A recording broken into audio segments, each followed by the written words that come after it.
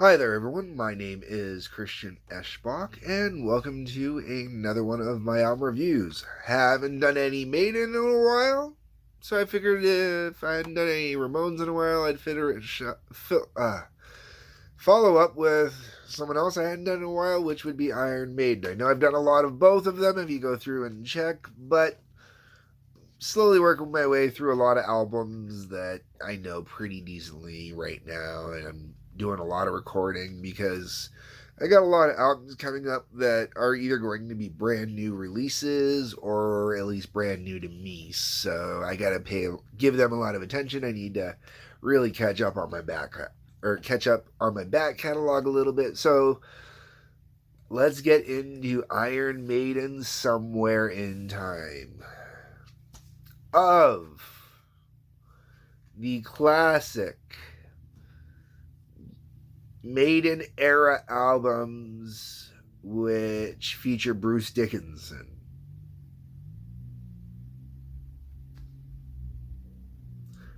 This would be my number 2. Peace of Mind is my number 1. This would be my number 2. And people are like, what? How could you say that with Number of the Beast? Well, it's real easy. I do like a lot of the songs off of Number of the Beast. But Adrian Smith has a tendency to write a lot of songs I really dig from Iron Maiden. And it just so happens that he wrote... This is part of a joke within Iron Maiden because this was, I believe, Adrian Smith's last album, or he had one more after this one. I can't remember. I have to double check. But at this point in the band history, Adrian Smith wasn't happy because he didn't feel like he was getting enough writing credit on the albums. This entire album is basically either Smith or Harris. Dave Murray pops up on one track, and usually for the longest time, that's all he ever got with Dave Murray was he might pop up as a co-writer on a track or something like that. There is not a single Bruce Dickinson song on here at all. But this is one hell of a cherry album, I think, instrumentally. It is the pinnacle of the Iron Maiden sound, one could argue. The album opens up with Caught Somewhere in Time, which clocks in at 7 minutes and 22 seconds. First off, it does feel a little bit longer, but it does not feel that long. It's a song that is still played live. I don't remember them playing it on the last tour, but still does it does come in and out of rotation still for live. Really good song, really fun. Your basic kind of Maiden song. And even by this point in the standards at this time, it's kind of your basic kind of Maiden song.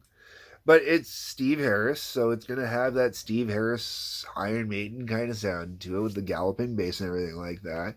Big soaring vocals, dueling guitars. But great song.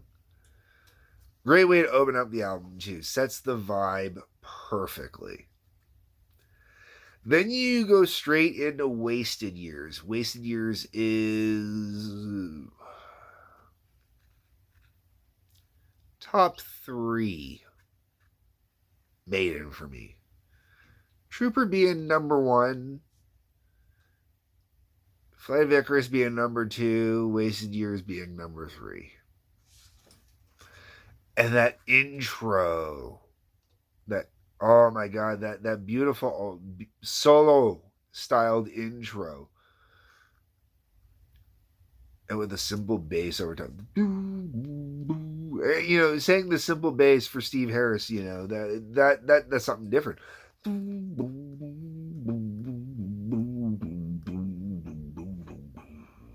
I should mention this is also the digitally remastered version, so everything's like crystal clear, like really crystal clear.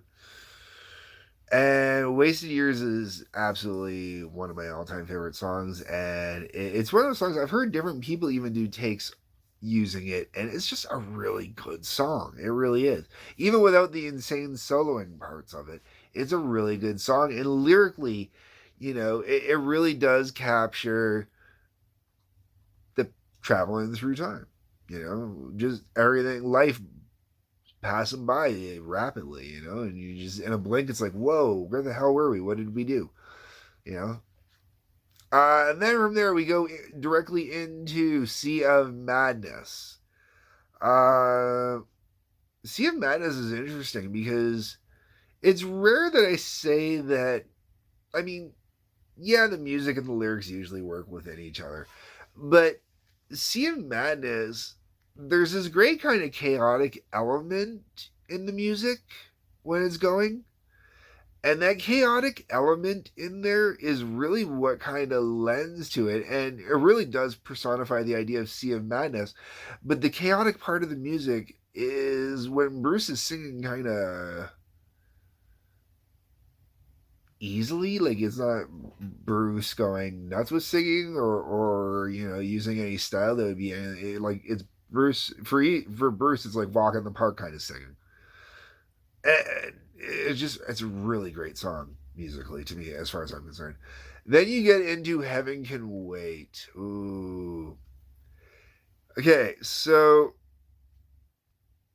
Heaven Can Wait is definitely a song that runs on too long unless you're watching it live. Heaven Can Wait is one of those songs that was designed to be done live because it's got that great chorus at the end oh, oh, now I have been there when that chorus kicks in live and the crowd is just, whoa, oh. And I watched my kid, my youngest, my son is a Maiden fan, and I watched him live. Whoa, whoa, it's just insane live. On the album, it's okay on the album. Like, it's a good song on the album. It's enjoyable, and it closes out the first half of the album really well. But yes, you can definitely tell the length of it when you're just sitting there listening to it. If you're not letting the album just run through and do its thing, and you're really getting in the album, enjoying it, you can notice the time length on it a little bit. Then we get into the second half of the album, which opens up with The Loneliness of the Long Distance Runner. This one runs a little bit long. I mean, most of the songs on this album, there's only one song that's under 5 minutes on the album. So, depending on how you want to look at it, most of the songs run a little bit long, but anything over 6 minutes, we're going to say is running long, okay? And this is at like 6.5 minutes. And The Loneliness of the Long Distance Runner, it's one of those songs where it's not a song where I don't think about it if I'm not listening to the album, because I do actually think about it when I'm listening to the album. And I do really enjoy The Loneliness of the Long Distance Runner on here while I'm listening to it. And I really do get into it, and I really do. I don't notice the 6 minutes and 30 seconds as I'm going through with it. I think it's a really good tune, but it is very kind of maideny. That's the best way to put that.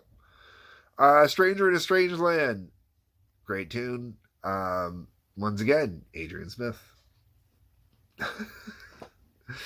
Deja Vu. This is Dave Murray's one contribution. It's him and Harris together. And I'll be honest, Deja Vu is the only song on the album where I will use my favorite line of, I don't mind when I'm listening to the album, but otherwise I don't think of it. It's the one song on the album. And Alexander the Great.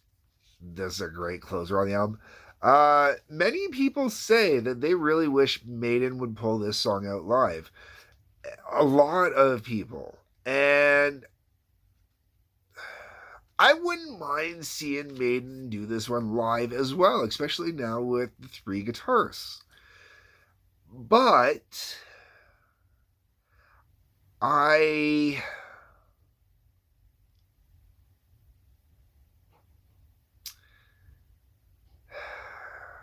is definitely, it would be for the hardcore fans. That's the best way to put that. With Alexander the Great, there are a lot of elements on here that definitely remind me of the Dance of Death album. So that means that Alexander the Great would have been ahead of its time, as you know, Dance of Death wasn't until the reunion, decade plus later. So, it definitely would have been ahead of its time, and it's definitely not for everybody, but it's definitely a great album closer.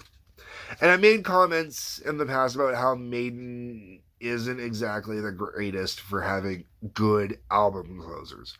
And yes, someone commented on one of the times I made that Alexander the Great is an example of a great album closer from Maiden, and I agree. It is one of the few cases where Maiden actually delivers a top-notch, solid album closer that at the end of it leaves you going, my lord, I wish I had more. And if I had had the 95 reissue with the bonus disc, I would have had more, but I don't have that reissue with bonus disc. The only one I have that particular reissue with the bonus disc with is with the No Prayer for the Dying and Live After Death. Anyways, folks, that's it for this one. That's what I'm gonna say. That is Somewhere in Time, and that is me talking about Somewhere in Time. Those are my thoughts. Those are my views. Those are my opinions. I think you should own this album. Honestly, I really think you should. I think it's a great album. And it's an album I did not come to truly appreciate until well after my teen years. In my teen years, I actually overlooked this album. Horribly overlooked this album. Anyways, folks, comment section. Tell me what you think. Like button, subscribe button. That subscribe button, that is important. Please hit that button. Otherwise, peace, love, take care. And Iron Maiden's gonna get ya.